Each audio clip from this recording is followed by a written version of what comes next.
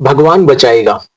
दोस्तों ये कहानी आपको पसंद आए तो प्लीज लाइक कीजिएगा और चैनल को सब्सक्राइब कीजिएगा। दोस्तों हम बहुत सारी चीजों को भगवान के भरोसे छोड़ देते हैं। आज मैं आपको ऐसी बड़ी इंटरेस्टिंग कहानी लेके आया हूं क्योंकि हम हर चीजें सिर्फ भगवान के ऊपर ही छोड़ देते हैं कि सब कुछ अब भगवान ही करेगा, हमें कुछ नहीं करना है, सब भगवान करेगा। दोस्तों एक समय की बात है, किसी गांव में एक साधु रहता था। वो भगवान का बहुत बड़ा भक्त था और निरंतर एक पेड़ के नीचे बैठकर तपस्या किया करता था। उसका भगवान पर अटूट विश्वास था और गांव वाले भी उसकी काफी इज्जत करते थे। एक बार क्या हुआ दोस्तों, उस गांव में बहुत भयंकर वाली बाढ़ आ जाती है। चारों तरफ अफरा तफरी मच गई, चारों तरफ हाहाकार, पानी ही पानी दिखाई देने लगा। सभी लोग अपनी जान बचाने के लिए ऊंचे ऊंचे स्थानों की तरफ बढ़ने लगे। जब लोगों ने देखा कि साधु महाराज अभी भी पेड़ के नीचे बैठे भगवान का जप कर रहे हैं, तो उन्हें यहाँ ये जगह छोड़ने की मतलब सलाह दी गई, उनको बताया गया। पर साधु जी ने कहा, तुम लोग अपनी जान बचाओ, मुझे तो मेरा भगवान ही बचाएगा।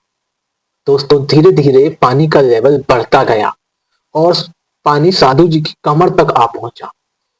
इतने में वहां से एक नाव गुजरती है। मतलब मल्लाह जो होता है वो वहां से एक नाव लेके जा रहा होता है और मल्लाह साधु से कहता है, हे साधु महाराज, आप इस नाव पर सवार हो जाइए और मैं आपको सुरक्षित स्थान तक पहुंचा दूंगा।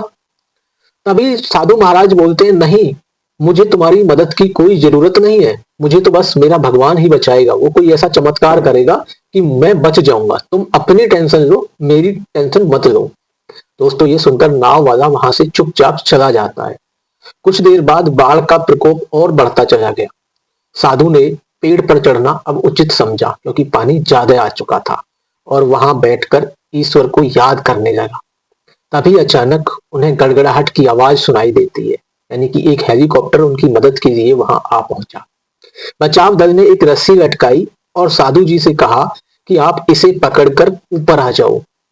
फिर साधु वही अपनी रट जो लगाए हुए थे, वो बोले, मैं इसे बिल्कुल भी नहीं पकड़ूंगा, मुझे तो बस मेरा भगवान ही बचाएगा।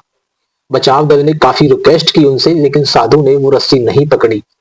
उनकी हट के आगे बचाव दल भी उन्हें वहां से बिना लिए वापस चला जाता है, यानी कि वो हेलीकॉप्टर भी वहां से चला गया।